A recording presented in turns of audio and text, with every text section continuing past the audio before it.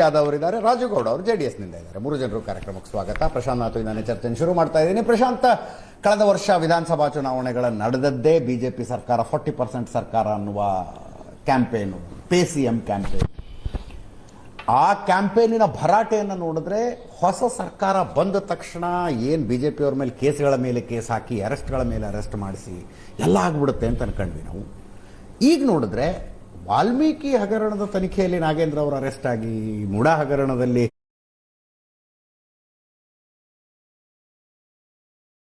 ವಿಚಾರಣೆ ಇಲ್ಲಿ ಹಂತಕ್ಕೆ ಬಂದಾಗ ಈಗ 26 ಪ್ರಕರಣಗಳ ವಿಚಾರಣೆ ನಡೀತಾ ಇದೆ. ಇದು ನಡಿಬಾರ್ದ? ನಿಮ್ಮ ಅಭಿಪ್ರಾಯ ಏನು ಅಂದ್ರೆ ನಡಿಬೇಕು. ಯಾರ್ಯಾರ ಕಾಲದಲ್ಲಿ ಏನೇನಾಗಿದೆ ಎಲ್ಲವೂ ಭಾಂಡಾರ ಬಯಲಿಗೆ ಬರಬೇಕು, ಅದರ ಬಗ್ಗೆ ನೋ ಡೌಟ್. ಪ್ರಶಾಂತ್, ಅದು ನೋಡಿ, 2014ರಲ್ಲಿ ದಿಲ್ಲಿಯಲ್ಲಿ ಮೋದಿ ಸರ್ಕಾರ ಬಂದ ಮೇಲೆ ಕಾಂಗ್ರೆಸ್ ಮತ್ತು ಇತರ INDIA ಒಕ್ಕೂಟದಲ್ಲಿರ್ತಕ್ಕಂಥ ಪಕ್ಷಗಳ ಆರೋಪ ಏನಿದೆ, ದ್ವೇಷದ ರಾಜಕಾರಣವನ್ನ ಮೋದಿ ಮಾಡ್ತಾರೆ. IT, ED ಬಳಸ್ಕೊಳ್ತಾರೆ, CBI ಬಳಸ್ಕೊಳ್ತಾರೆ, ದುರ್ಬಳಕೆ ಮಾಡ್ತಾರೆ. ನ್ಯಾಷನಲ್ ಹೆರಾಲ್ಡ್ ಪ್ರಕರಣದಿಂದ ಹಿಡಿದು ಅನೇಕ ಪ್ರಕರಣಗಳಲ್ಲಿ ಕೇಸೇ ಇಲ್ದಿದ್ರೂ ಕೂಡ ED ಚಾರ್ಜ್ ಶೀಟ್ ಸಲ್ಲಿಸುವಂತೆ ಮಾಡಿದ್ದಾರೆ ಅಂತಕ್ಕಂಥದ್ದು ವಿಪಕ್ಷಗಳ ಆರೋಪ. ನಾವೀಗ ಕರ್ನಾಟಕಕ್ಕೆ ಬರೋಣ. ಕರ್ನಾಟಕದಲ್ಲಿ 2023ರ ಚುನಾವಣೆಗೆ ಮುಂಚೆ ಕಾಂಗ್ರೆಸ್ ಪಕ್ಷ 40% ಅನೇಕ ಹಗರಣಗಳ ಬಗ್ಗೆ ಪ್ರಸ್ತಾಪಿಸಿತ್ತು. ಆದರೆ ಸರ್ಕಾರ ಬಂದು ಈಗ ನಾವು 2024ರ ಸೆಪ್ಟೆಂಬರ್ನಲ್ಲಿದ್ದೀವಿ. ಇನ್ನೊಂದು 3-4 ತಿಂಗಳಿಗೆ 24 ಕೂಡ ಮುಗಿದು ಹೋಗುತ್ತೆ. ಹೌದು. ಅಂದರೆ ಹೆಚ್ಚು ಕಡಿಮೆ ನಿಮ್ಗೆ 16-17 ತಿಂಗಳಾದರೂ ಕೂಡ ವಿಪಕ್ಷಗಳ ಕಾಲದ ಹಗರಣಗಳ ಬಗ್ಗೆ ಒಂದು ಸಬ್ಸ್ಟ್ಯಾನ್ಸಿವ್ ಆಗಿರ್ತಕ್ಕಂಥ ಇನ್ವೆಸ್ಟಿಗೇಷನ್ ನಡೆದಂತೆ ಸ್ಪಷ್ಟವಾಗಿ ಕಾಣ್ತಾ ಇದೆ. ನಾವು PSI ಹಗರಣದಲ್ಲೂ ಕೂಡ ADJP ಜೈಲಿಗೆ ಹೋಗಿ ಬಂದ ನಂತರ ಏನು ನಡೆದಿದೆ? Nothing has happened. ಬಿಟ್ಕಾಯಿನ್ ಹಗರಣದಲ್ಲಿ ಆಗಾಗ ಕೆಲವು ಸುದ್ದಿಗಳು ಬರೋದು ಬಿಟ್ರೆ ಇನ್ವೆಸ್ಟಿಗೇಷನ್ ಅಂತಕ್ಕಂಥದ್ದು ಒಂದು ಕನ್ಕ್ಲೂಷನ್ಗೋ ತಾರ್ಕಿಕ ಅಷ್ಟೇ ಪೊಲೀಸ್ ಅಧಿಕಾರಿಗಳ ಸುತ್ತಾನೆ ಸುತ್ತಾ ಇದೆ. ಅದು ಕೂಡ ಅನೇಕ ಪ್ಲಾಂಟ್ಗಳು ನಡೀತಾ ಇರ್ತವೆ. ಅವ್ರವ್ರ ಪೊಲೀಸ್ ಆಫೀಸರ್ಸ್ಗಳೇ ಒಬ್ರಿಗೊಬ್ರು ಅವ್ರ ಮೇಲೆ ಇನ್ವೆಸ್ಟಿಗೇಷನ್ ಮಾಡಿದ್ರಂತೆ, ಸರ್ಚ್ ಮಾಡಿದ್ರಂತೆ ಅಂತ ಮಾಡ್ತಾ ಇರ್ತಾರೆ. ಆದರೆ ಮೂಡಾ ಮತ್ತು ವಾಲ್ಮೀಕಿ ಹಗರಣ ಬಯಲಿಗೆ ಬಂದ ನಂತರ ನೋಡಿ, ಸರ್ಕಾರದ ಮೊದಲ ಕರ್ತವ್ಯ ಆಗಬೇಕಿತ್ತು ಮೂಡಾ ಮತ್ತು ವಾಲ್ಮೀಕಿ ಕಾಂಗ್ರೆಸ್ ಕಾಲದಲ್ಲಿ ನಡೆದಿರ್ತಕ್ಕಂಥ ಹಗರಣಗಳು. ಮೂಡಾ ಹಗರಣ ಬೇರೆ, ಅಂದರೆ ಕಾಂಗ್ರೆಸ್ನ ಮೊದಲ ಅವಧಿಯಲ್ಲಿ, BJP ಅವಧಿಯಲ್ಲಿ ನಡೆದಿದ್ದರೂ ಕೂಡ ನೇರವಾಗಿ ಮುಖ್ಯಮಂತ್ರಿಗಳಿಗೆ ಮತ್ತು ಉಳಿದದ್ದು 4,000 ಕೋಟಿ ದೊಡ್ಡ ಹಗರಣ ಹೊರಗಡೆ ಬಂತು.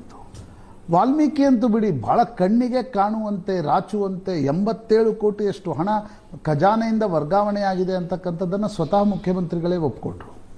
ಆದರೆ ನಂತರ SIT ಚಾರ್ಜ್ ಶೀಟ್ ಸಲ್ಲಿಸುವಾಗ ಮಂತ್ರಿಗಳ ಪಾತ್ರವೇ ಅದರಲ್ಲಿಲ್ಲ ಅಂತಕ್ಕಂಥದ್ದನ್ನು ಹೇಳುತ್ತೆ.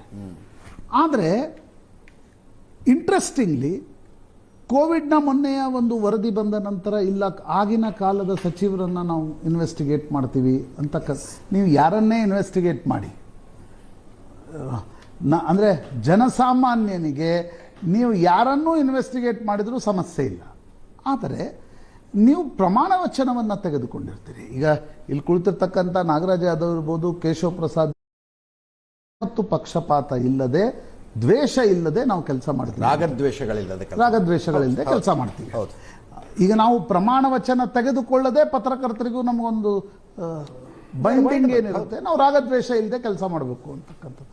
ಹಾಗಿರುವಾಗ ಕಳೆದ 2 ನಿರ್ಣಯಗಳನ್ನು ನೀವು ಕ್ಯಾಬಿನೆಟ್ನಲ್ಲಿ ನೋಡಿ. ಒಂದು, DK ಶಿವಕುಮಾರ್ ಪ್ರಕರಣದಲ್ಲಿ ನೀವು ಕನ್ಸೆಂಟ್ ಅನ್ನ ಹಿಂತೆಗೆದುಕೊಂಡಿದ್ದು ಸರಿ. ಅದರಲ್ಲಿ DK ಶಿವಕುಮಾರ್ ಪರವಾಗಿ ರಾಗದ ಕಾರಣದಿಂದಾಗಿ ನೀವು ನಿರ್ಣಯವನ್ನು ತೆಗೆದುಕೊಂಡ್ರಿ. ಸಿದ್ದರಾಮಯ್ಯನವರ ಕೇಸ್ನಲ್ಲೂ ರಾಗದಿಂದ ನಿರ್ಣಯವನ್ನು ತೆಗೆದುಕೊಂಡ್ರಿ. ಈಗ 2 ನಿರ್ಣಯಗಳನ್ನು ನೀವು ತೆಗೆದುಕೊಂಡ್ರಿ. ಏನು ನಿರ್ಣಯಗಳು ಕ್ಯಾಬಿನೆಟ್ನಲ್ಲಿ? ಕಾಂಗ್ರೆಸ್ ಪಕ್ಷ, ಈಗ ನಾಗರಾಜ್ ಯಾದವ್ ಕಾಂಗ್ರೆಸ್ ವಕ್ತಾರರಾಗಿ BJP ಕಾಲದ ಹಗರಣಗಳನ್ನು ನಾನು ಬಯಲ್ಗೆಳಿತೀರಿ ಅಂದ್ರೆ ನಾನು ಸ್ವಾಗತ ಮಾಡ್ತೀನಿ. ಆದರೆ ಕ್ಯಾಬಿನೆಟ್ ನಿಮ್ಮ ಪಕ್ಷದ ಸ್ವತ್ತಲ್ಲ. ಅದು ಕ್ಯಾಬಿನೆಟ್ ಸರ್ಕಾರವನ್ನು ನಡೆಸ್ತಕ್ಕಂಥ, ಅದನ್ನ ನೀತಿ ನಿರೂಪಣೆ ಮಾಡತಕ್ಕಂಥ ಒಂದು ಕಾನ್ಸ್ಟಿಟ್ಯೂಷನಲ್ ಬಾಡಿ. ಅಲ್ಲಿ ಕುಳಿತು ನೀವೇನು ನಿರ್ಣಯ ತೆಗೆದುಕೊಂಡ್ರಿ? 1 ವಾರದ ಹಿಂದೆ ಹೇಳ್ತೀರಿ ಇಲ್ಲ ಸಿದ್ದರಾಮಯ್ಯನವರ ಬಗ್ಗೆ ಯಾವುದೇ ಕೇಸ್ ಇಲ್ಲ, ರಾಜ್ಯಪಾಲರು ಯಾವುದೇ ಕಾರಣಕ್ಕೂ ಕೂಡ ಸ್ಯಾಂಕ್ಷನ್ ಕೊಡಬಾರದು ಅಂತಕ್ಕಂಥದ್ದನ್ನು ಹೇಳ್ತೀರಿ. ಅದು ಕೊಟ್ಟು 1 ವಾರದ ನಂತರ ಶಶಿಕಲಾ ಜೊಲ್ಲೆ, ಮುರುಗೇಶ್ ನಿರಾಣಿ ಪ್ರಕರಣವನ್ನು ಹೆಸರಿಸಿ ಇದನ್ನು ಸ್ಯಾಂಕ್ಷನ್ ಕೊಡಂತೀರಿ. ಪರ್ ಸೇ ನೀವು ಯಾವ ಸ್ಯಾಂಕ್ಷನ್ ಕೊಡಬೇಕು ಕೊಡಬಾರ್ದು ಅನ್ನೋದಕ್ಕೆ ಒಂದು ನಿರ್ಣಯ ತೆಗೆದುಕೊಳ್ಳಿ. ಹೌದು, ನಿಮ್ಮ ಹತ್ರ ಇರೋ ಎಲ್ಲ ಪೆಂಡಿಂಗ್ ಬಗೆಹರಿಸಿ ಅಂತ ಕೇಳಿ. ಬಗೆಹರಿಸಿ ಅಂತ ಕೇಳಿ. ಸಿದ್ದರಾಮಯ್ಯನವ್ರದ್ದು ಕೊಡಬೇಡಿ, ಜೊಲ್ಲೆ ನಿರಾಣಿ ಮತ್ತು ಉಳಿದವ್ರದ್ದು ಕುಮಾರಸ್ವಾಮಿದು ಕೊಡಿ. ಅಲ್ಲೇ ದ್ವೇಷ ಸ್ಟಾರ್ಟ್ ಆಯ್ತು. ಇವತ್ತಿನ ನಿರ್ಣಯ ಪರಮೇಶ್ವರ್, ನೀವು ಬೈಟ್ ಅನ್ನ ಇನ್ನೊಂದ್ಸಲ ಬೇಕಾದ್ರೆ ಪ್ಲೇ ಮಾಡಿ. ದ್ವೇಷ ರಾಜಕಾರಣ ಮಾಡಿದ್ರು ನಾವು ರಾಜಕಾರಣ ಮಾಡ್ತಿದ್ದಾರೆ, ನಾವು ಮಾಡಕ್ಕಾಗಲ್ವಾ ಅಂತಕ್ಕಂಥದ್ದು. ಅಂದ್ರೆ ಅದರ ಅರ್ಥ ಏನು? ನಾನು ಅದಕ್ಕೆ ಹೇಳಿದೆ, ನೀವು ಕಾಂಗ್ರೆಸ್ ಪಕ್ಷದ ಕೋರ್ ಕಮಿಟಿಯಲ್ಲಿ ನಿರ್ಣಯ ತೆಗೆದುಕೊಳ್ಳ್ರಿ. ಬಿಜೆಪಿ ಕಾಲದ ಎಲ್ಲ ಹಗರಣಗಳನ್ನ ನಾವು ಬಿಚ್ಚಿಡ್ತೀವಿ, ತಾರ್ಕಿಕ ಅಂತ ತೆಗೆದುಕೊಂಡು ಹೋಗ್ತೀವಿ, ಕೋರ್ಟ್ಗೆ ಹೋಗ್ತೀವಿ, ಬಡದಾಡ್ತೀವಿ ಅಂತ ಯಾರು ಬೇಡನಲ್ಲ. That is your political right. ಆದ್ರೆ ನೀವು ಕ್ಯಾಬಿನೆಟ್ ನಲ್ಲಿ ಏನ್ ನಿರ್ಣಯ ತೆಗೆದುಕೊಳ್ತಾ ಇದ್ರಿ? ಬೇಡಪ್ಪ, ನೀವು ಹೇಳಿ ವಾಲ್ಮೀಕಿ ಹಗರಣದ ಸ್ಟೇಟಸ್ ರಿಪೋರ್ಟ್ ಅನ್ನ ಕೂಡ ಸರಿಯಾಗಿ ತನಿಖೆ ನಡೆದಿದೆ ಇಲ್ಲೋ ಅನ್ನೋದನ್ನ ಕ್ಯಾಬಿನೆಟ್ ಸಬ್ ಕಮಿಟಿ ಹೇಳಲ್ಲ. ಅದಕ್ಕೆ ಅರ್ಥ ಏನಿದೆ? ಬಿಜೆಪಿ ಕಾಲದ ಹಗರಣಗಳನ್ನ ನಾವು ಬಯಲಿಗೆ ಎಳಿತೀವಿ, ದಟ್ ಈಸ್ ಯುವರ್ ಕ್ಯಾಬಿನೆಟ್. ನೀವು ಬಯಲಿಗೆ ಎಳಿರಿ, ಅದರಲ್ಲೂ ನನ್ ಆದ್ರೆ ಮುಖ್ಯಮಂತ್ರಿಗಳ ವಿರುದ್ಧ ಸ್ಯಾಂಕ್ಷನ್ ಆಫ್ ಇನ್ವೆಸ್ಟಿಗೇಷನ್ ಕೊಟ್ಟಾಗ ಬ್ರೇಸನ್ಲಿ ನೀವು ಪಕ್ಷಪಾತದ ನಿರ್ಣಯವನ್ನ ಕ್ಯಾಬಿನೆಟ್ ನಿಂದ ತೆಗೆದುಕೊಳ್ಳೋದು. ನೋಡ್ರಿ, ರಾಜಕಾರಣದಲ್ಲಿ ನೀವೇನೇ ನಿರ್ಣಯಗಳನ್ನು ತೆಗೆದುಕೊಳ್ಳಿ, ಆದರೆ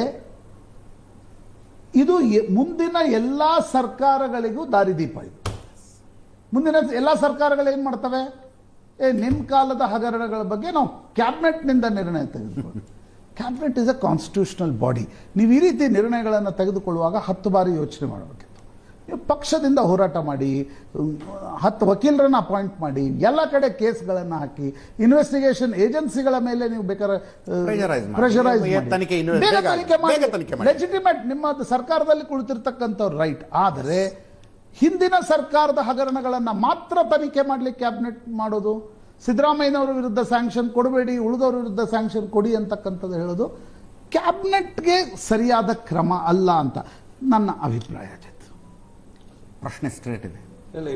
ಅವ್ರು ಹೇಳ್ತಾ ಇದ್ರು ಕ್ಯಾಬಿನೆಟ್ ತಗೊಂಡಿದ್ದ ನಿರ್ಣಯಗಳು ಪಕ್ಷಪಾತವಾಗಿರಬಾರದು ಅಂತಕ್ಕಂಥದ್ದು. ಅದ್ರಲ್ಲಿ ನನ್ನ ನಂಬಿಕೆ ಇದೆ. ಆದ್ರೆ ಒಂದು ತಿಳ್ಕೋಬೇಕಾಗ್ತದೆ, ಕರ್ನಾಟಕ ರಾಜ್ಯದಲ್ಲಿ ಸರ್ಕಾರ ಇರತಕ್ಕಂಥ ಯಾವ ಕಾಂಗ್ರೆಸ್ ಸರ್ಕಾರ ಇದೆಯೋ ಅದು ಖಂಡಿತವಾಗ್ಲೂ ಕೂಡ ಪಕ್ಷಪಾತದಿಂದ ತನಿಖೆಗಳನ್ನ ಮಾಡ್ಲಿಕ್ಕೆ ಅನುವು ಮಾಡಿಕೊಡುವುದಿಲ್ಲ. ಇನ್ನೊಂದು ಹೇಳಬೇಕಾದ್ರೆ, ಈಗ ನಾಗೇಂದ್ರ ಅವರ ಕೇಸ್ ತಗೊಳ್ಳಿ. ನಾಗೇಂದ್ರ ಅವರ ಕೇಸು ಮುನ್ನೆಲೆಗೆ ಬಂದ ಸಂದರ್ಭ ಮಾಧ್ಯಮಗಳು ಅದನ್ನ ಪತ್ರಿಕಾ ರಂಗ ಮತ್ತು ಮಾಧ್ಯಮದವರು ಅದನ್ನ ಪಬ್ಲಿಕ್ ಡೊಮೇನ್ ತಂದಿದ್ದ ತಕ್ಷಣ SIT ರಚನೆ ಮಾಡಿದ್ದು ಸರ್ಕಾರನ, ಇದೇ ಕ್ಯಾಬಿನೆಟ್ ಚರ್ಚೆ ಮಾಡಿದ್ದಿದೆ. ಅದೇ ಕ್ಯಾಬಿನೆಟ್ ಹೇಳಿದ್ರು. ಒಂದು ನಿಮಿಷ ಮುಗಿಸ್ತೀನಿ ಸರ್. ನಾಗೇಂದ್ರದ ಪ್ರಸ್ತುತ ಲೈವ್ ನಡೀತಾ ಇರ್ತಕ್ಕಂಥ ಹೇಳ್ತೀವಿ. ಯಾವುದೇ ವಿಚಾರ ಮೂಡ ವಿಚಾರಗಳು ಬಂದ ತಕ್ಷಣ ಇಮಿಡಿಯೇಟ್ ಆಗಿ PN ದೇಸಾಯಿ ಕಮಿಟಿ ರಚನೆ ಮಾಡಿದ್ರು ಕೂಡ ಇದೇ ಕ್ಯಾಬಿನೆಟ್ ಅನ್ನು ಮಾತನ್ನು ಹೇಳ್ತಾರೆ. It is not United decision of the chief minister at all. ಇದೇ ಕ್ಯಾಬಿನೆಟ್ ಏನಂತದೆ, ಯಾವುದೇ ಸಂದರ್ಭದಲ್ಲಿ ನಮ್ಮ ಕಣ್ಣದ ವಿಚಾರಗಳ ಗಮನಕ್ಕೆ ಬಂದ್ರೆ ಅದನ್ನು ತನಿಖೆ ಮಾಡತಕ್ಕಂಥದ್ದು ಆ ಅಂದಿನ ಸರ್ಕಾರದ ಜವಾಬ್ದಾರಿ ಆಗ್ತದೆ ಅಂತ ಹೇಳ್ತೀವಿ. ನಾವು ಬೇಜವಾಬ್ದಾರಿ ನಡ್ಕೊಂಡಿಲ್ಲ, ಪಕ್ಷಪಾತಿಯಾಗಿ ಮಾಡಿಲ್ಲ, ಯಾವುದೇ ದೇಶದ ರಾಜಕಾರಣವನ್ನು ಮಾಡ್ಲಿಕ್ಕೆ ಇಷ್ಟಪಡೋ ಅವಶ್ಯಕತೆನೇ ಇಲ್ಲ. ನಾವು ಅಧಿಕಾರಕ್ಕೆ ಬರೋ ಸಂದರ್ಭದಲ್ಲಿ ನಮ್ಮ ಮ್ಯಾನಿಫೆಸ್ಟೋ ತೆಗೆದು ನೋಡಿ, ಬಿಜೆಪಿ ಅವರು ಮಾಡಿರ್ತಕ್ಕಂಥ ಹಲವು ಹಗರಣಗಳ ಬಗ್ಗೆ ತನಿಖೆ ಮಾಡ್ತೀವಿ ಅಂತಕ್ಕಂಥ ಮಾತನ್ನ ನಾವು ಜನಗಳ ಮುಂದೆ ಇಟ್ಟಿದ್ದು ನಿಜ. 40% ಜನಗಳ ಮುಂದೆ ಇಟ್ಟಿದ್ದು ನಿಜ. ಅದಕ್ಕೊಂದು ಕಮಿಟಿ ರಚನೆ ಮಾಡಿರೋದು ನಿಜ.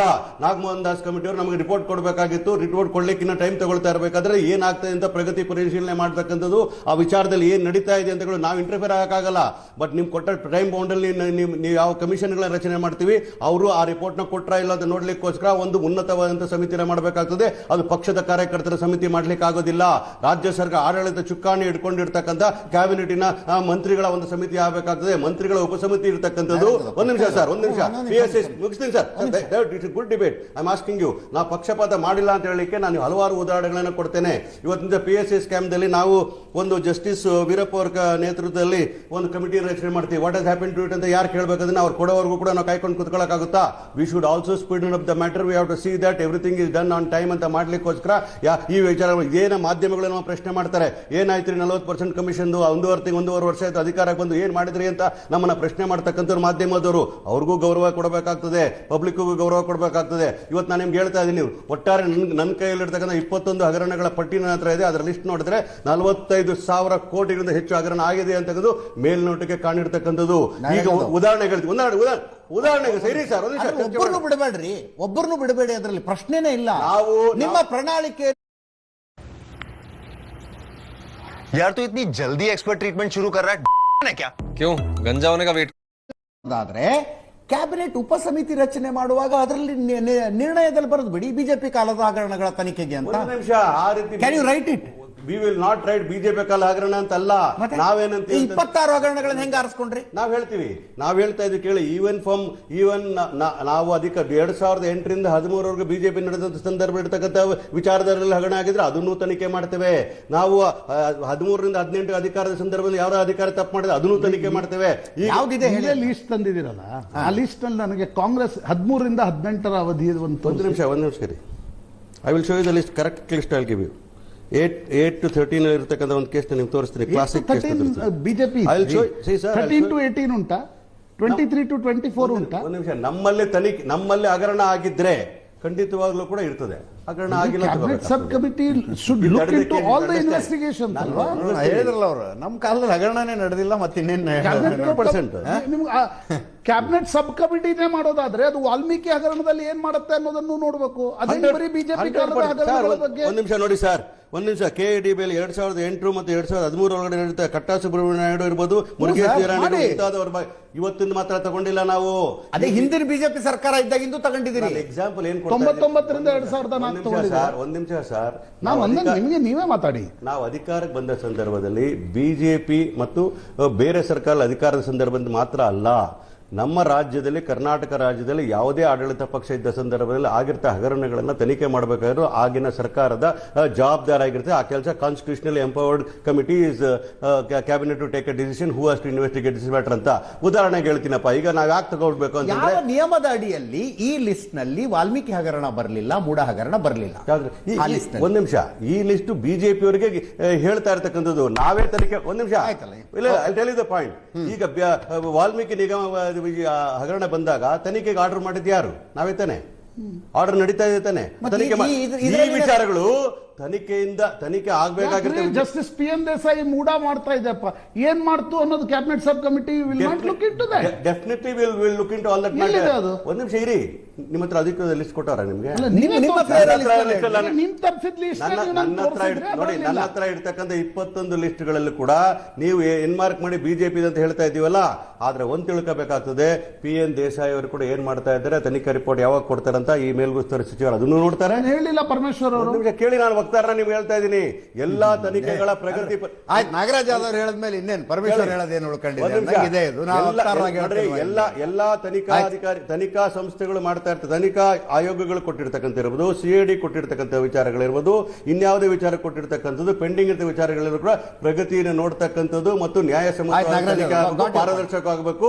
ಯಾರು ತಪ್ಪು ಮಾಡಿದಾರೋ ಅವ್ರು ಶಿಕ್ಷೆ ಕೊಡಿಸಬೇಕಾಗಿರ್ತಕ್ಕಂಥದ್ದು ರಾಜ್ಯ ಸರ್ಕಾರದ ಕರ್ತವ್ಯ ಆಗಿರ್ತದೆ. ಆ ಕರ್ತವ್ಯ ಮಾಡ್ಲಿಕ್ಕೆ ಮಾಡಿ, ಉದಾಹರಣೆಗೆ 21 ಹಗರಣಗಳಲ್ಲಿ ಕನಿಷ್ಠ 50,000 ಕೋಟಿ ರೂಪಾಯಿ ಹಗರಣ ಆಗಿದೆ ಅಂತ ಪಟ್ಟಿ ನಮ್ಮ ಹತ್ರ ಇದೆ. ಒಂದು ನಿಗಮದ ಕೂಡ ಡೀಟೇಲ್ ಹೇಳಲಿಕ್ಕೆ ಬಯಸ್ತೇನೆ. ಉದಾಹರಣೆಗೆ ಗುಳ್ಳೆಟ್ಟಿ ಶೇಖರ್ ಹೇಳ್ತಾರೆ, ಬೋವಿ ನಿಗಮದಲ್ಲಿ 100 ಕೋಟಿ ರೂಪಾಯಿಗಳ ಹಗರಣ ಆಗಿದೆ ಅಂತ ವಿಚಾರಗಳು ಹೇಳ್ತಾರೆ.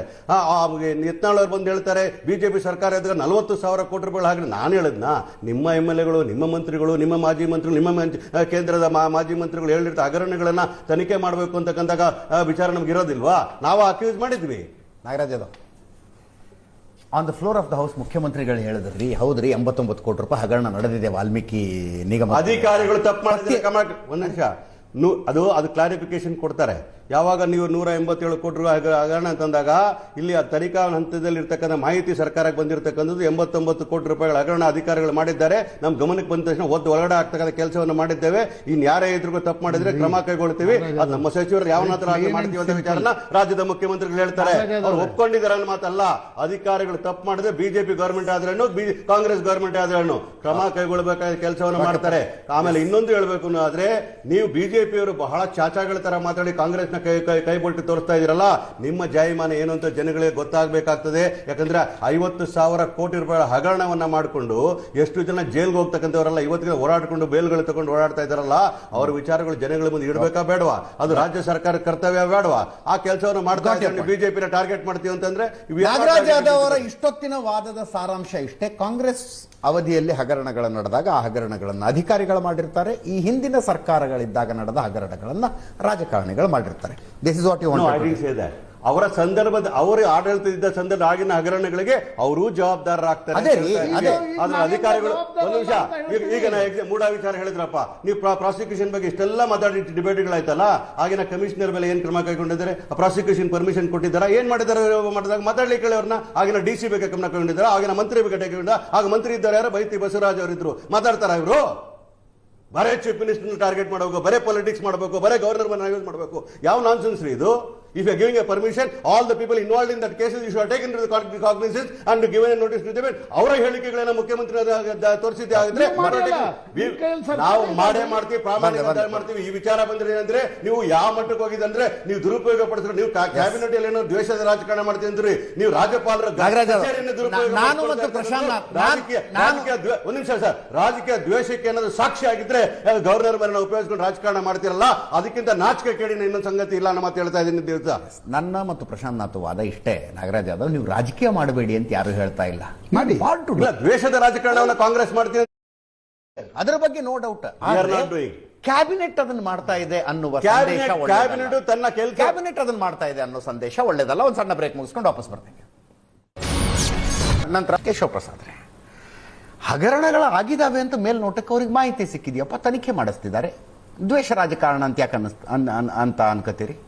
ತೆರಿಗೆದಾರರ ದುಡ್ಡು ತಲುಪಬೇಕಾದಲ್ಲಿ ತಲುಪಿದೆಯೋ ತಲುಪಿಲ್ವೋ ಅಂತ ನೋಡಬೇಕಾದದ್ದು ಸರ್ಕಾರದ ಜವಾಬ್ದಾರಿ. ತನಿಖೆ ಮಾಡಿಸ್ತಿದ್ದಾರೆ ಅವರು.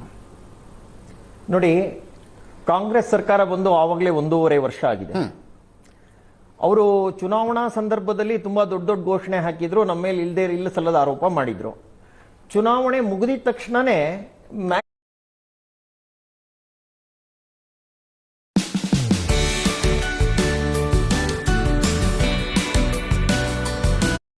ಬೇರೆ ಬೇರೆ ಏಜೆನ್ಸಿಗಳಿಗೆ ಕೊಟ್ಟು ಅದನ್ನ ತನಿಖೆ ಪ್ರಾರಂಭ ಮಾಡಬಹುದಾಗಿತ್ತು.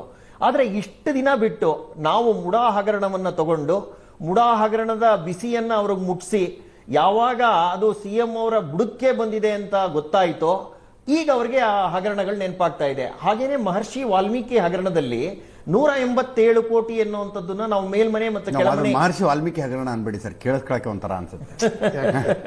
ವಾಲ್ಮೀಕಿ ಎಸ್ಟಿ ಅಭಿವೃದ್ಧಿ ನಿಗಮದಲ್ಲಿ ನಡೆದಿರುವ ಹಗರಣ ಅದು. ಅದಕ್ಕೆ ಮಹರ್ಷಿ ಸೇರ್ಕೊಳ್ಳೋದು ಅಲ್ಲ, ಅದು ಮಹರ್ಷಿ ವಾಲ್ಮೀಕಿ ಹಗರಣ ಅಂದ ತಕ್ಷಣ ನೀವು ವಾಲ್ಮೀಕಿ ಮಹರ್ಷಿಗಳನ್ನೇ ಉದ್ದೇಶಿಸಿ ಹೇಳ್ದಂಗೆ ಅನ್ಸುತ್ತೆ. ಅಂದ್ರೆ it doesn't sound good. ST ಅಭಿವೃದ್ಧಿ ನಿಗಮದಲ್ಲಿ ವಾಲ್ಮೀಕಿ ಎಸ್ಟಿ ಅಭಿವೃದ್ಧಿ ನಿಗಮದಲ್ಲಿ ನಡೆದಿರುವ ಮಹರ್ಷಿ ವಾಲ್ಮೀಕಿ ಎಸ್ಟಿ ನಿಗಮದ ಹಗರಣ ಅಂತಾನೆ ಹೇಳೋಣ. ಆ ಹಗರಣದಲ್ಲಿ 187 ಕೋಟಿಯ ಆಪಾದನೆಯನ್ನು ನಾವು ಮಾಡಿ ಅದಕ್ಕೆ ರಿಲೆವೆಂಟ್ ಡಾಕ್ಯುಮೆಂಟ್ಸ್ ನ ಕೊಟ್ಟು ಈ ಹಣವನ್ನ ಹೈದರಾಬಾದ್ ಸಂಸ್ಥೆಗೆ ವರ್ಗಾಯಿಸಿದಿರಿ, ಮತ್ತೆ ಎಲ್ಲ ಬ್ಯಾಂಕ್ಗಳಿಗೆ ವರ್ಗಾಯಿಸಿದಿರಿ, ಎಷ್ಟೋ ಇದಕ್ಕೆ ಬಾರ್ಗಳಿಗೆ ವರ್ಗಾಯಿಸಿದಿರಿ ಹಣ ಅಂತ ಹೇಳಿ ನಾವು ಅವ್ರನ್ನ on the floor of the house corner ಮಾಡಿದಾಗ ನಿರುತ್ತರರಾಗಿದ್ರು. ಆಗ ಮುಖ್ಯಮಂತ್ರಿಗಳು 187 ಅಲ್ಲ 87 ಕೋಟಿ ಅನ್ನುವಂಥದ್ದನ್ನು ಒಪ್ಕೊಂಡು ಇದಕ್ಕೆ ನಾವು ಹಗರಣ ಆಗಿದೆ ಅನ್ನುವಂಥದ್ದನ್ನು ಫ್ಲೋರ್ ಆಫ್ ದ ಹೌಸ್ ಒಪ್ಕೊಂಡಿದ ನಂತರ ಎಲ್ಲ ಅಧಿಕಾರಿಗಳಿಗೆ ಮಾಡಿದ್ದಾರೆ. ಹಾಗಾದ್ರೆ ಅಧಿಕಾರಿಗಳಿಗೆ ಇಷ್ಟೊಂದು ಪವರ್ ಬಂದ್ಬಿಡುತ್ತಾ ಮಾಡೋವಂಥದ್ದಕ್ಕೆ? ಮಿನಿಸ್ಟರ್ ಗಮನಕ್ಕೆ ಬರದೆ ಆಗೋಗುತ್ತಾ ಇದು? ಹಾಗೇನೆ ಸಿಎಂ ತಮ್ಮ ಅಧಿಕಾರಾವಧಿನಲ್ಲಿ ಏನ್ ಹೇಳಿದ್ರು? CM is the custodian of the finance of the state ಅಂದಿದ್ರು. ಆದ್ರೆ ಈಗೇನಾಯ್ತು? ಆ ಕಸ್ಟೋಡಿಯನ್ ಅಲ್ವಾ ಇವತ್ತು? ಹಾಗಾದ್ರೆ 187 ಕೋಟಿಯ ಹಗರಣದಲ್ಲಿ ಸಿಎಂ ಪಾತ್ರ ಇಲ್ಲದೆ ಎಲ್ಲ ನಡೆದೋಯ್ತಾ? ಸಿಎಂ ಗಮನಕ್ಕೆ ಏನೂ ಬರ್ಲಿಲ್ವಾ? ಹಾಗಾದ್ರೆ ಏನೂ ಬರ್ದೇನೆ ಇಷ್ಟೆಲ್ಲ ದೊಡ್ಡ ಹಗರಣ ನಡೆದೋಗುತ್ತೆ, ಆ ಮಂತ್ರಿಗೆನೆ ನಾಗೇಂದ್ರ ಅವ್ರಿಗೆ ಅಷ್ಟೆಲ್ಲ ಪವರ್ಸ್ ಇತ್ತು ಅನ್ನೋಂಥದ್ದಾಗುತ್ತಾ?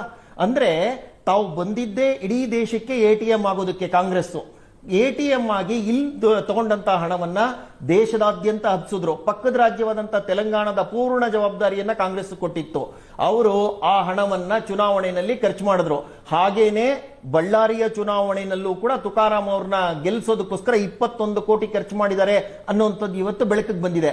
ಮತ್ತೆ ಇವರು ಮಾಡಿದಂತ SIT ತನಿಖೆಗೆ ಯಾವುದೇ ಬೆಳಕಿಲ್ಲ. ಆ SIT ತನಿಖೆನಲ್ಲಿ ನಾಗೇಂದ್ರ ಅವ್ರನ್ನ ಅಪರಾಧಿ ಅಂತಾನೂ ಮಾಡಿಲ್ಲ. ಅಲ್ಲಿ ಇಡೀ ಹಗರಣವನ್ನ ತಗೊಂಡು ಊರು ಸುಟ್ಟರು ಹನುಮಪ್ಪ ಹೊರಗೆ ಅಂತೀವಿ ನಮ್ಮ ಕಡೆ. ಅವ್ರನ್ನ ಹೊರಗಡೆ ವಿಟ್ನೆಸ್ ಅಲ್ಲ, ಅವರು ಅಪರಾಧನೇ ಮಾಡಿಲ್ಲ, ಎಲ್ಲವೂ ಮಾಡಿರುವಂತದ್ದು ಅಧಿಕಾರಿಗಳು. ಹಾಗಾದ್ರೆ ಅಧಿಕಾರಿಗಳಲ್ಲಿ ತೀರ್ಕೊಂಡಂತ ಚಂದ್ರಶೇಖರ್ ಅವರು ತಮ್ಮ ಡೆತ್ ನೋಟ್ ನಲ್ಲಿ ಕ್ಲಿಯರ್ ಆಗಿ ಬರೆದಿದ್ರು, ಮಂತ್ರಿಗಳ ಆದೇಶದ ಅನ್ವಯ ಅಂತೇಳಿ. ಹಾಗಾದ್ರೆ ಯಾವ ಮಂತ್ರಿ ಅವರು? ಬೇರೆ ಯಾವುದೋ ಮಂತ್ರಿ ಹಸ್ತಕ್ಷೇಪ ಮಾಡಿರ್ತಾರ ಇದರಲ್ಲಿ? ಹಾಗೆ ಇಷ್ಟು ದೊಡ್ಡ ಹಗರಣವನ್ನ ಇವರು on the floor of the house ಚರ್ಚೆಗೆ ಬಂದಾಗ ಥ್ರೆಡ್ ಬೇರ್ ಡಿಸ್ಕಷನ್ಗೆ ಅವಕಾಶ ಕೊಡಲಿಲ್ಲ. ಮತ್ತೆ ಮುಡಾ ಹಗರಣವನ್ನ ನಾವು ತಗೊಂಡಾಗ ಮುಡಾ ಹಗರಣವನ್ನು ಮುಚ್ಚಾಕುವಂತ ಪ್ರಯತ್ನವನ್ನ ಮಾಡಿದ್ರು. ಅವತ್ತು ದೊಡ್ಡ ಹಂಗಾಮ ಮಾಡಿ ನಮ್ಗೆ ಅವಕಾಶನೇ ಇಲ್ಲ, ನೀವು ಇದನ್ನ ತೆಗೆಯೋ ಹಾಗೆ ಇಲ್ಲ ಅಂತ ಅಂದ್ರು.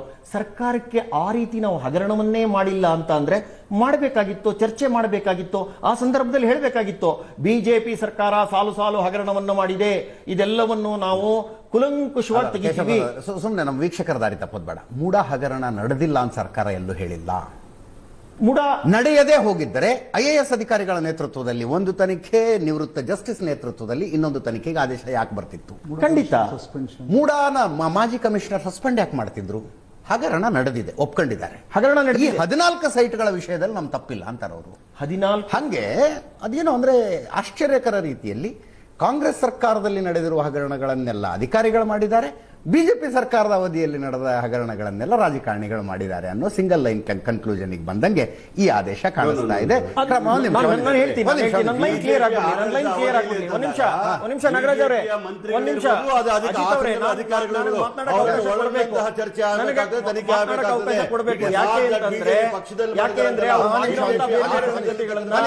ಎಲ್ಲಾ ಸಮಯವನ್ನು ಅವರೇ ತಗೊಂಡ್ರೆ ಚರ್ಚೆ ಆಗೋದಿಲ್ಲ. ನೀವು ಮಾತಾಡೋಕೆ ಪೂರ್ತಿ ಕೇಳಿಸ್ಕೊಳ್ಳಿ. ಹಾಗಾಗಿ ನಾನು ಪೂರ್ತಿ ಸಮಯ ಕೊಟ್ಟಿದ್ದೀನಿ ಅವ್ರಿಗೆ ಮಾತನಾಡೋದಕ್ಕೆ. ಹಾಗಾಗಿ ಹಿಂದಿನ ಸರ್ಕಾರದಲ್ಲಿ ಬಿಜೆಪಿ ಅವಧಿನಲ್ಲಿ ನಡೆದಿರುವಂತಹ ಎಲ್ಲಾ ಹಗರಣಗಳು ತನಿಖೆ ಮಾಡ್ತೀವಿ ಅಂತಂದ್ರೆ ಏಜೆನ್ಸಿಗಳು ಮಾಡ್ಲಿ. ಅದಕ್ಕೆ 1.5 ವರ್ಷ ಕಾದು ತಂಬುಡಕ್ಕೆ ನೀರೆರಿತಾ ಇದ್ದಾರೆ ಅಂತ ಅಂದಾಗ ತಗೊಳ್ಳುವಂತ ಅವಶ್ಯಕತೆ ಇರಲಿಲ್ಲ.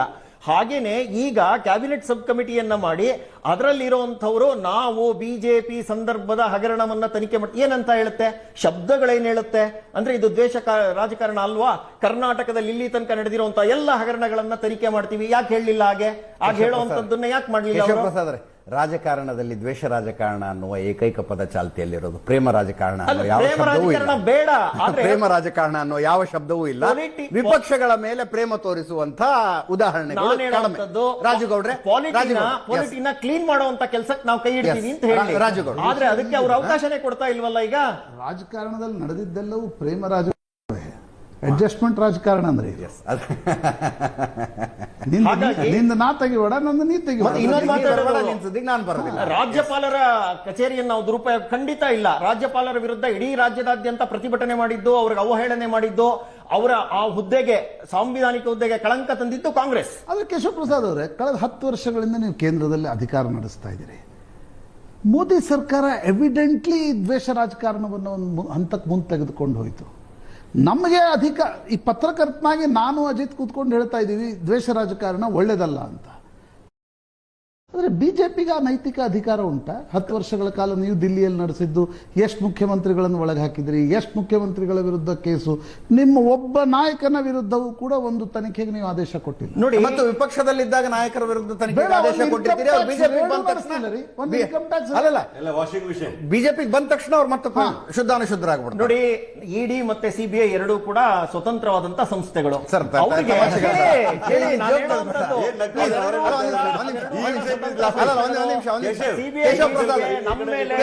ಯಾವುದೇ ರೀತಿಯಾದಂತಹ ಅಧಿಕಾರ ಇಲ್ಲ, ಯಾವುದೇ ರೀತಿಯಾದಂತಹ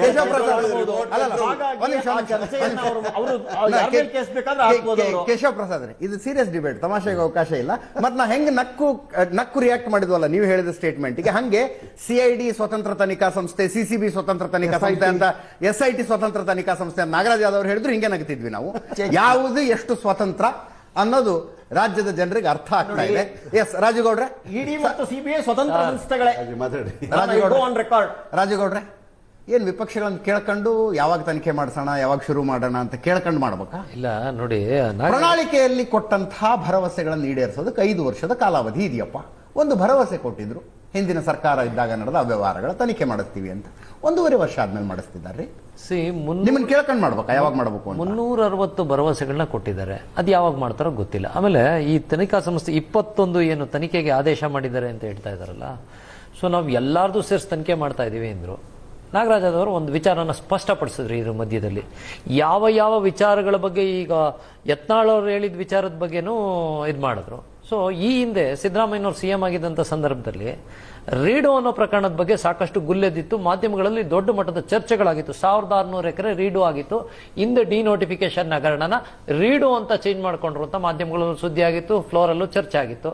ಯಾಕೆ ಅದನ್ನು ತನಿಖೆ ಕೊಡಬಾರ್ದು ಅಂತ ನನ್ನ ಪ್ರಶ್ನೆ. ಪಾರದರ್ಶಕವಾಗಿ ನೀವು ತನಿಖೆ ಮಾಡ್ತೀವಿ ಅಂದ್ರೆ ನಮ್ದೇನ್ ಬೇಜಾರಿಲ್ಲ. ಸಿದ್ದರಾಮಯ್ಯ ಇನ್ವೆಸ್ಟಿಗೇಷನ್ ಟೀಮ್ ಇಟ್ಕೊಂಡು ನೀವು ತನಿಖೆ ಮಾಡ್ತೀನಿ ಅಂದ್ರೆ ಸೊ ಇದನ್ನ ದ್ವೇಷದ ರಾಜಕಾರಣ ಅನ್ಬೇಕಾ, ಏನ್ ಅನ್ಬೇಕು ಅನ್ನೋದನ್ನ ಅವರೇ ಸ್ಪಷ್ಟಪಡಿಸ್ಲಿ. ಯಾಕಂದ್ರೆ ಹಿರಿಯರಿದ್ದಾರೆ, MLC ಇದ್ದಾರೆ, ಫ್ಲೋರಲ್ಲಿ ಹೋಗಿ ಮಾತಾಡ್ತಾರೆ, ಇಂಥ ವಿಚಾರಗಳಲ್ಲಿ ಸಾಕಷ್ಟು ಅನುಭವಿತರು ಮತ್ತೆ ಘನ ಪಾಂಡಿತ್ಯ ಹೊಂದಿರುವಂತವ್ರು. ಹಂಗಿದ್ದಾಗ ಈಗ 2011ರಲ್ಲಿ ಇವರೇ ಹಂಸರಾಜ್ ಭಾರದ್ವಾಜ್ ವಿಚಾರದಲ್ಲಿ ಅವರು ಕೊಟ್ಟಂತ ರಾಜ್ಯಪಾಲರ ಬಗ್ಗೆ ಯಾವಾಗ್ಲೂ ಇವರು ಟೀಕಾ ಪ್ರಹಾರ ಮಾಡ್ತಾ ಇದ್ದಾರೆ. ಈ ಸತಿ ಹೋರಾಟಗಳು ಮಾಡಿದ್ರು. ಮೊನ್ನೆ MLC ನಾರಾಯಣ ಸ್ವಾಮಿ ಅವರ ವಿಚಾರದಲ್ಲೂ ಅದನ್ನೇ ಮಾಡಿದ್ರು. MLC ನಾರಾಯಣ ಸ್ವಾಮಿ ಅವರ ವಿರುದ್ಧ ಒಂದು ಕಂಪ್ಲೇಂಟ್ ಕೊಡ್ಲಿಕ್ಕೆ ಅಂತ ಹೋದ್ರು. ಅದ್ಭುತವಾಗಿ ಬರೀತಾರೆ ವಿಜಯ ಕರ್ನಾಟಕದಲ್ಲಿ. ಎಷ್ಟು ಚೆನ್ನಾಗಿ ಬರೀತಾರೆ ಅಂದ್ರೆ 2002ರಿಂದ 2004ರಲ್ಲಿ KHBಲಿ ನಾರಾಯಣ ಸ್ವಾಮಿ ಅವರು ಡೈರೆಕ್ಟರ್ ಆಗಿರ್ತಾರೆ. ಆ ಸಂದರ್ಭದಲ್ಲಿ ತಮ್ಮ ಅಧಿಕಾರನ ದುರುಪಯೋಗ ಪಡಿಸ್ಕೊಂಡು ತಮಗ್ ಬೇಕಾದಂತೆ ದಾಖಲಾತಿಗಳನ್ನ ತಿದ್ದಿ ತಮಗ್ ಬಳಸ್ಕೊಂಡಿದ್ದಾರೆ ಅಂತೇಳಿ ಒಂದು ಕಂಪ್ಲೇಂಟ್ ಕೊಡ್ಲಿಕ್ಕೆ ಹೋಗ್ತಾರೆ.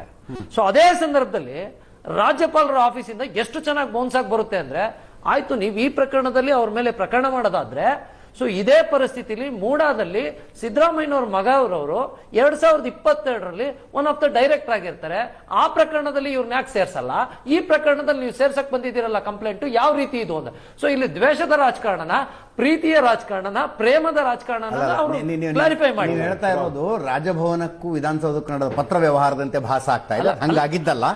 ಓರಲಿ ಕಂಪ್ಲೇಂಟ್ ಕೊಡೋದಕ್ಕೆ ಹೋದಾಗ ಇಂಥದ್ದೊಂದು ಖಂಡಿತವಾಗ್ಲು ನಾನು ಈಗ ಯಾಕೆ ವಿಜಯ ಕರ್ನಾಟಕದಲ್ಲಿ ಬಂದಂತ ಒಂದು ಆರ್ಟಿಕಲ್ ನ ಉಲ್ಲೇಖ ಮಾಡ್ತಾ ಇದ್ದೀನಿ ಅಂದ್ರೆ, ಈ ಪರಿಸ್ಥಿತಿಗಳಿದ್ದಾಗ ನೀವು ಇದನ್ನ ಯಾವ ರೀತಿ ಕನ್ಸಿಡರೇಷನ್ ತಗೋತೀರಿ ನಾಗರಾಜ್ ಅವರು, ಅದನ್ನ ಅವ್ರು ಸ್ಪಷ್ಟಪಡಿಸ್ಬೇಕು. ಅವ್ರು ಸೊ ಪ್ರತಿಯೊಂದು ನೀವು ನಡೀತಾ ಇರುವಂತ ರೀತಿಗೆ ಅಂಗೈ ಉಣ್ಣ ಕನ್ನಡಿಬೇಕಾ ಅನ್ನೋ ರೀತಿ ನಿಮ್ಮ ನಡೆನೇ ತೋರಿಸ್ತಾ ಇದೆ, ನೀವು ಯಾವ ರೀತಿ ನಡೀತಾ ಇದ್ದೀರಾ ಅಂತ.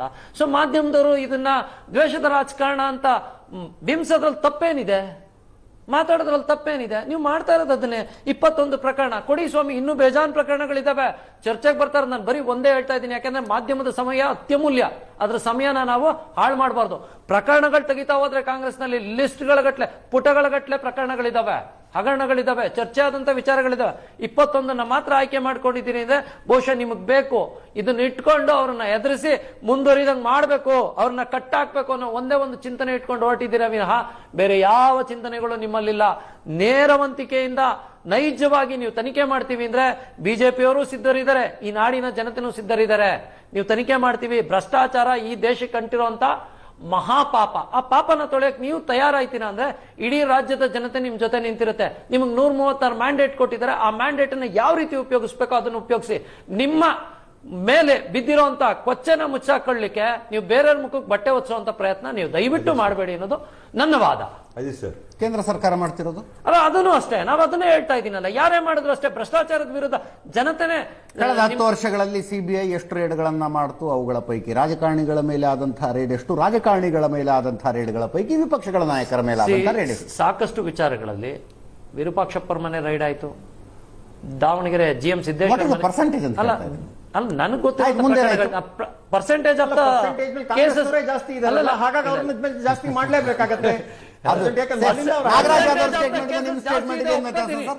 ಅಲ್ಲ, ನಾಗರಾಜ್ ಯಾದವ್ ಸ್ಟೇಟ್ಮೆಂಟ್ಗೂ ನಿಮ್ ಸ್ಟೇಟ್ಮೆಂಟ್ಗೂ ಏನು ವ್ಯತ್ಯಾಸ?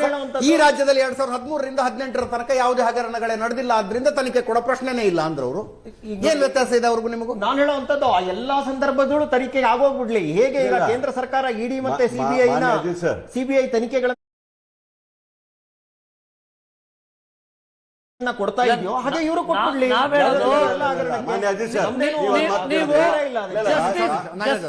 ಜಸ್ಟಿಸ್ಗಳನ್ನ ಕೊಟ್ಟು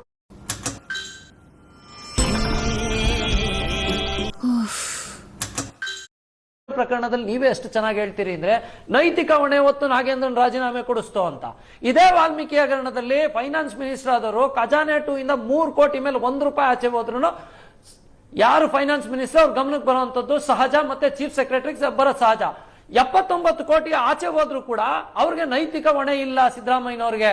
ಸಮಾಜವಾದಿಗಳು ಅನ್ನೋ ಒಂದು ಚಿಂತನೆ ಇಟ್ಕೊಂಡು ನಾವು ಹಿಂದುತ್ವ ಅಂತ ಬಿಜೆಪಿಯವ್ರು ಮಾತಾಡ್ತಾರೆ, ನಾನು ಹಿಂದುಳಿದ ವರ್ಗದವ್ರ ಪರ ಅಂತ ಹೇಳುವಂತವ್ರು. ನಿಮ್ಮ ವಾಲ್ಮೀಕಿ ಹಗರಣದಲ್ಲಿ ಇಷ್ಟು ದೊಡ್ಡ ಹಗರಣ ನಡೆದಿದೆ, ಹಿಂದುಳಿದ ವರ್ಗದವ್ರ ಪರವಾಗಿದ್ದೀವಿ, ಅಹಿಂದ ಕಟ್ಟಿದೀವಿ ಅನ್ನೋರು ನಿಮಗೆ ಯಾವ ನೈತಿಕತೆ ಇದೆ ಅನ್ನೋದು ನನ್ನ ಪ್ರಶ್ನೆ.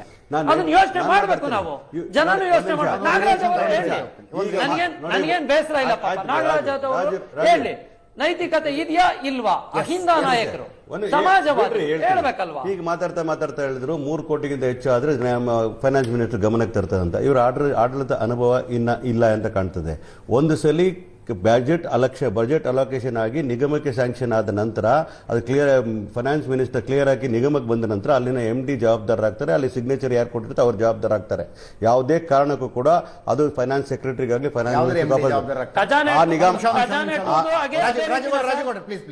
ಆ ನಿಗಮದ MD ಜವಾಬ್ದಾರರಾಗ್ತಾರೆ, ಆ ಮಂತ್ರಿ ಮಂಡಲಕ್ಕೆ ಜವಾಬ್ದಾರಾಗ್ತಾರೆ, ಆ ಮಂತ್ರಿ ಕಂಟ್ರೋಲ್ ಅಲ್ಲಿ ಇರ್ತದೆ complete fund and that particular amount what is been sanction by the BJP. ಅವರು ಫೈನಾನ್ಸ್ ಡಿಪಾರ್ಟ್ಮೆಂಟ್ ನಿಂದ ಬಜೆಟ್ ಅಲ್ಲಿ ಅಲೋಕೇಟ್ ಆಗಿ ಅವ್ರಿಗೆ ಹೋಗ್ಬಿಟ್ರೆ ಅವ್ರ ಅಕೌಂಟ್ ಹೆಡ್ ಆಫ್ ಅಕೌಂಟ್ ಹೋಗ್ಬಿಟ್ಟ ಮೇಲೆ that the control of the department and departmental minister is responsible ಅಂತ ನಾರ್ಮಲಿ ಮಾತಾಡ್ತಕ್ಕಂಥದ್ದು. ಯಾವುದೇ ಕಾರಣಕ್ಕೂ ಕೂಡ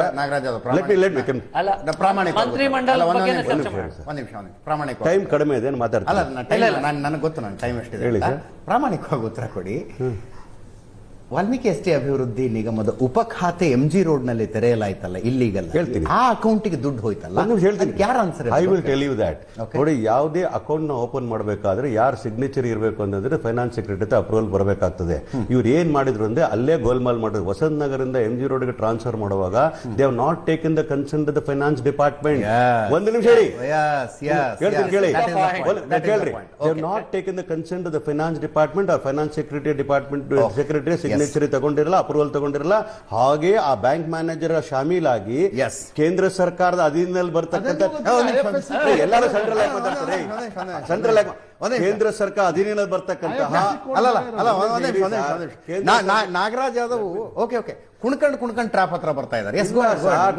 ಪ್ರಶ್ನೆ ಅಲ್ಲ, ಬ್ಯಾಂಕಿನ ಮ್ಯಾನೇಜರು ಮತ್ತೆ ಆ ಅಧಿಕಾರಿಗಳು ಸೇರ್ಕೊಂಡು ಮಾಡಿರ್ತಕ್ಕಂತಹ ಈ ದೊಡ್ಡ ಹಗರಣವನ್ನ ಪಬ್ಲಿಕ್ ಡೊಮೈನ್ ಬಂದಿದ ತಕ್ಷಣ ಈ ರಾಜ್ಯ ಸರ್ಕಾರ ಒಂದು SIT ರಚನೆ ಮಾಡಿ ಒಂದ್ ನಿಮಿಷ ನೀವು ಜಂಪ್ ಮಾಡಬೇಡಿ. ಅಧಿಕಾರಿಗಳು ಬ್ಯಾಂಕಿನ ಅಧಿಕಾರಿಗಳ ಜೊತೆಗೆ ಶಾಮೀಲಾಗಿ ಉಪಖಾತೆಯನ್ನು ಇಲ್ಲಿಗಲ್ ಆಗಿ ತೆರೆದ್ರು. ಅದು ಫೈನಾನ್ಸ್ ಡಿಪಾರ್ಟ್ಮೆಂಟ್ ಏನ್ ಮಾಡೋದು ಗೊತ್ತಾ?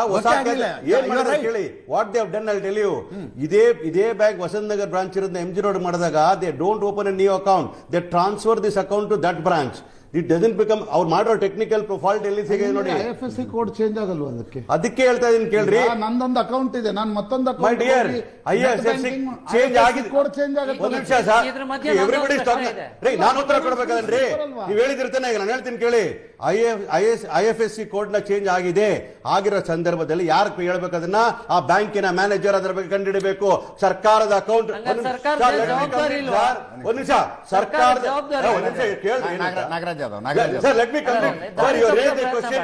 ಒಂದು ನಿಮಿಷ ಕೇಳ್ಕೊಳ್ಳಿ. ಸರ್ಕಾರ ಜವಾಬ್ದಾರಿ ಮಾತಾಡ್ತಾ ಇದ್ದೀನಿ, ಕೇಳ್ಕೊಳ್ಳಿ. ಒಂದು ಅಕೌಂಟ್ ನಲ್ಲಿ ಓಪನ್ ಮಾಡಿದಾಗ ಬ್ಯಾಂಕ್ ಮ್ಯಾನೇಜರ್ ಕೇಳಬೇಕಾಗಿತ್ತು, ಇವ್ರು opening a new account year ಅಂತ ಬಂದಾಗ, are you transferring account to my place with IFSC code change ಆಗೋ ಸಂದರ್ಭದಲ್ಲಿ you have to get the clearance of FD ಅಂತ ಕೇಳಬೇಕಾಗಿತ್ತು. ಬ್ಯಾಂಕ್ ಮ್ಯಾನೇಜರ್ ಕೇಳಲಿಲ್ಲ, ಹಾಗೆ ಅಲೋ ಮಾಡಿಬಿಟ್ರು, ಹಾಗೆ ಟ್ರಾನ್ಸ್ಫರ್ ಮಾಡಿದ್ರು. ಅದು ಎಲೆಕ್ಷನ್ ಕೋಡ್ ಆಫ್ ಕಂಡಕ್ಟ್ ಇರಬೇಕಾದ್ರೆ ನಂಬರ್ ಆಫ್ ಅಕೌಂಟ್ಸ್ ಗೆ ದುಡ್ಡನ್ನ ಟ್ರಾನ್ಸ್ಫರ್ ಮಾಡಿರ್ತಕ್ಕಂಥದ್ದು ಬ್ಯಾಂಕಿನ ಬೇಜವಾಬ್ದಾರಿ ಅಲ್ವಾ? ಅದು ಕೇಂದ್ರ ಸರ್ಕಾರ ಅಧೀನಕ್ಕೆ ಬರ್ತಕ್ಕಂಥ ಬ್ಯಾಂಕ್ ಅಲ್ವಾ? ಅದಕ್ಕೆ ನಿರ್ಮಲಾ ಸೀತಾರಾಮನ್ ಜವಾಬ್ದಾರಿ ಅಲ್ವಾ? ಅವ್ರು ಮಾಡಿರ್ತ ಕುತಂತ್ರದಿಂದಾಗಿ, ಅವ್ರು ಮಾಡಿರ್ತಕ್ಕ ಬೇಜವಾಬ್ದಾರಿಂದಾಗಿ ರಾಜ್ಯ ಸರ್ಕಾರವನ್ನು ಫೈನಾನ್ಸ್ ಮಿನಿಸ್ಟರ್ ಬ್ಲೇಮ್ ಮಾಡ್ತಕ್ಕಂಥ ಎಷ್ಟು ಸರಿ ಅಂತ ಹೇಳ್ತೀನಿ. ಅದರಿಂದ ಗವರ್ನರ್ ವಿಚಾರ ಹೇಳಿದ್ರು. ಸರ್ ಒಂದು ನಿಮಿಷ ರೀ, ಅವರು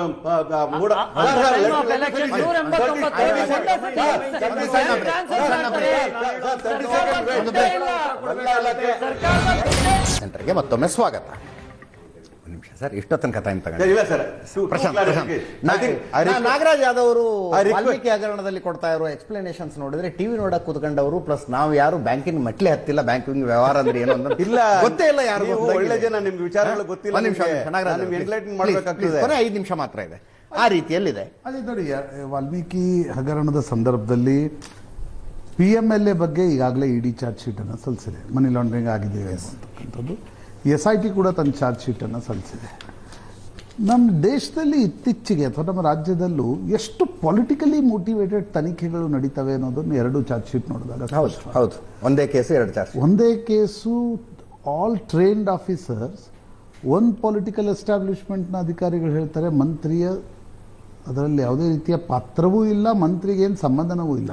ಈಗ ನಾಗರಾಜ್ ಯಾದವ್ ಅವರು ಹೇಳ್ತಾರೆ ಒಂದು ಸಲ ಅಷ್ಟು ಹಣ ಬಂದ ಮೇಲೆ ಅದು ಮುಖ್ಯಮಂತ್ರಿಗಳಿಗೆ FDಗೆ ಸಂಬಂಧಪಟ್ಟದ್ದಲ್ಲ, ಅದು ಮಂತ್ರಿಗೆ ಗೊತ್ತಿರಬೇಕಾಗತ್ತೆ ಎಲ್ಲೆಲ್ಲಿ ಹಣ ಹೋಗುತ್ತೆ ಅಂತಕ್ಕಂಥ.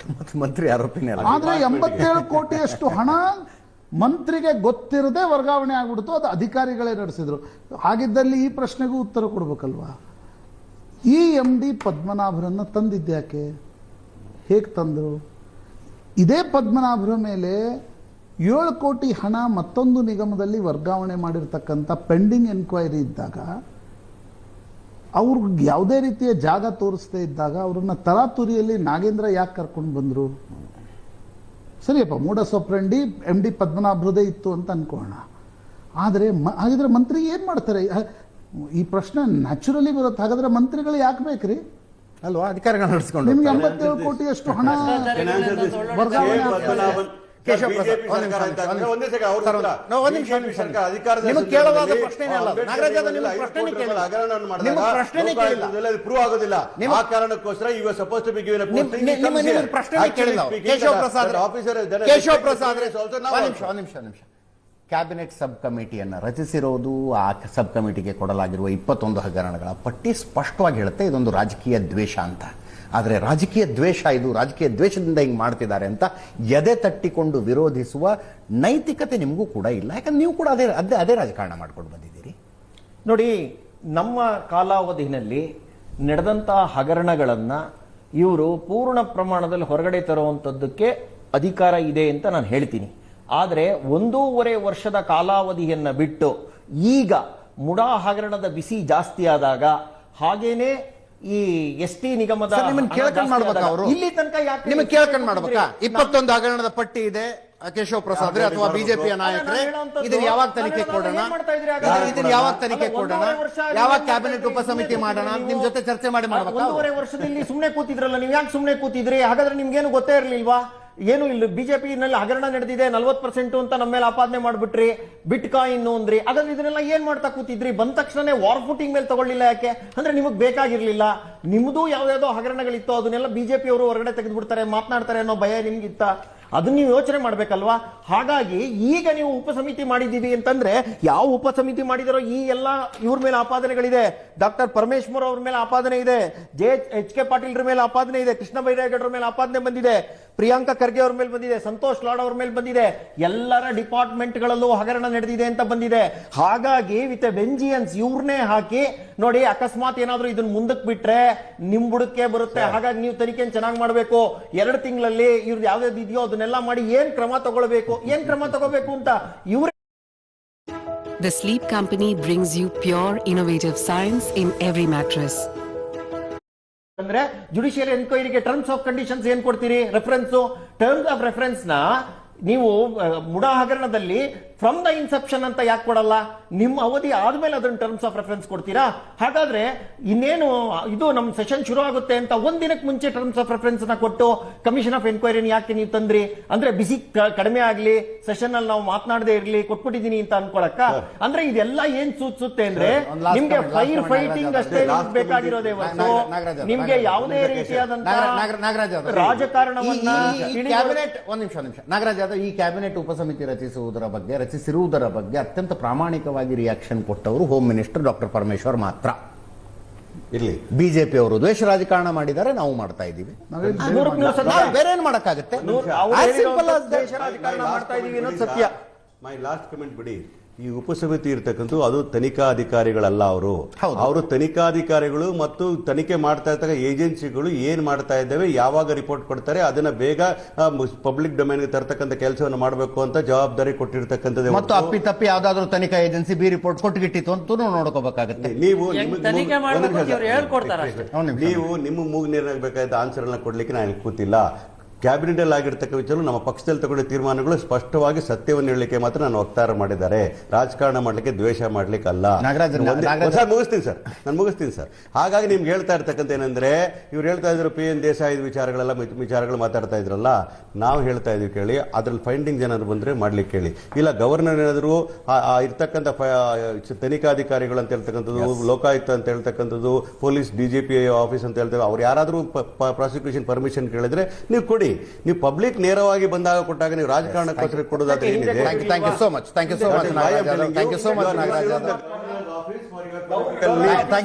ನಾಗರಾಜ್ ಯಾದವ್. ಕೇಶವ ಪ್ರಸಾದ್ ರೇ ಧನ್ಯವಾದ, ರಾಜೀವ್ ಗೌಡ್ರೆ ಧನ್ಯವಾದ. Thank you Prashanth. ನಾಗರಾಜ್ ಯಾದವ್ ಅವರು ಒಂದು ಮಾತನ್ನ ಹೇಳಿದ್ರು, ನಿಮ್ಮ ಮೂಗಿನ ನೇರಕ್ಕೆ ಮತ್ತು ನಿಮಗೆ ಬೇಕಾದಂತೆ ಉತ್ತರ ಕೊಡುವುದಕ್ಕೆ ನಾನಿಲ್ಲ ಅಂತ. ಡೆಫಿನೆಟ್ಲಿ ಅಲ್ಲ. ನಾಗರಾಜ್ ಯಾದವ್ ತಮ್ಮ ಮೂಗಿನ ನೇರಕ್ಕೆ ತಮಗೆ ಬೇಕಾದಂತೆ ಉತ್ತರ ಕೊಟ್ಟರು ಕೂಡ ಕೋಲ್ ಕೊಟ್ಟು ಹೊಡೆಸ್ಕೊಂಡಂಗಿರುತ್ತೆ. ಥ್ಯಾಂಕ್ ಯು ಸೋ ಮಚ್ ಎಲ್ರಿಗೂ. ಇದರೊಂದಿಗೆ ಇವತ್ತಿನ ಲೆಫ್ಟ್ ರೈಟ್ ಅಂಡ್ ಸೆಂಟರ್ ಮುಗಿಸ್ತಾ ಇದ್ದೀನಿ. ನೇರ ದಿಟ್ಟ ನಿರಂತರ ಸುದ್ದಿಗಾಗಿ ನೋಡ್ತಾ ಇರಿ ಏಷ್ಯಾನೆಟ್ ಸುವರ್ಣ ನ್ಯೂಸ್.